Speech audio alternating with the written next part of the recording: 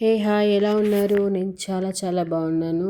Health బాగాలేక ఏదైనా స్పైసీగా కడుపు నిండేలా ఏదైనా వండుకొని తిందామని చాలాసేపు నుంచి అనుకుంటున్నాను. కానీ కిచెన్లో వెతికితే ఏం లేవు. యాక్చువల్గా సండే రావడానికి చాలా టైం ఉంది. లాస్ట్ సండే మార్కెట్ చేయలేదు. సో బ్లింకిట్లో ఆర్డర్ పెట్టుకున్నాను ఆలూస్ అండ్ ఇంట్లో ఉన్న పచ్చిమిరపకాయలు, ఒక ఆనియన్ కట్ చేసుకున్నాను.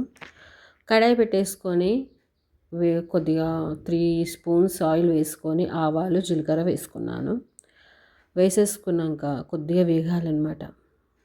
కొద్దిగా వేగాక నేను మిగతా ప్రాసెస్ చేస్తున్నాను. ఆనియన్, పచ్చిమిరపకాయలు వేస్తున్నాను. కరివేపాకు కూడా కొద్దిగా గోల్డెన్ కలర్లో వచ్చేంత వరకు వేపుకోవాలి. బాగా వేపేసుకొని చాలా వెదర్ అయితే చాలా ఘోరంగా ఉంది బయట.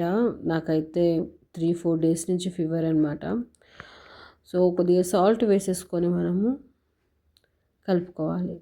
సాల్ట్ వేసుకున్నాక కొద్దిగా పచ్చి వాసన పోతుంది. అప్పుడు మాత్రం మనము ఆలూసు వేసుకొని కొద్దిగా కలిపేసుకోవాలన్నమాట. కొద్దిగా మగ్గే దాకా కలుపుకోవాలి. కలుపుకొని తర్వాత మనము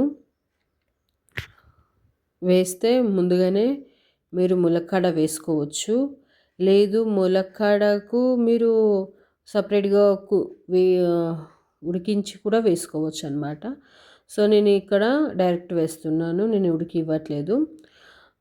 కొంతమంది ములక్కాడ లోపల పచ్చిగా ఉంటుంది అంటారు కదా, నాకు ఇవి లేత ములక్కాడనే. సో వేసేసి కలిపేసుకొని మూత పెట్టుకున్నాను. ఇలా మంచిగా దూరగా వేగేటట్టు ఆలు ములక్కాడ వేసుకున్నాను. తర్వాత ఒక 3 టమాటాలు, 3 టీ స్పూన్ల కారము వేసుకొని కలుపుకున్నాను. సో మీరు సాల్ట్ రుచికి తగ్గట్టు వేసుకోండి. సో కొద్దిగా ఇలా మగ్గాక ఏం చేస్తారంటే మూత పెట్టేసుకోండి. ఆ టమాటా మాత్రం ఉడికే వరకు కొద్దిగా వాటర్ పోసేసుకొని మంచిగా కుక్ అయ్యే వరకు పెట్టుకోండి. ఒక 10 మినిట్స్ అయితే చాలు, కుక్ అయిపోతుంది ఆల్రెడీ.